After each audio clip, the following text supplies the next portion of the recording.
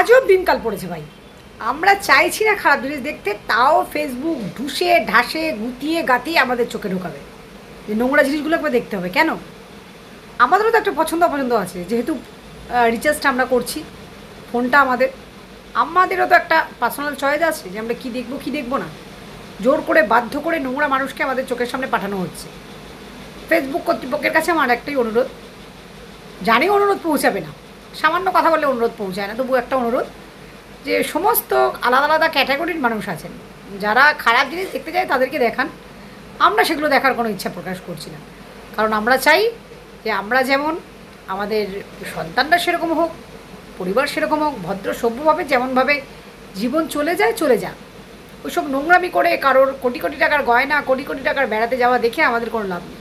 কারণ ছেঁড়া কাঁথায় শুয়ে লাখ টাকার স্বপ্ন দেখা কিন্তু সবার পক্ষে পসিবল নয়।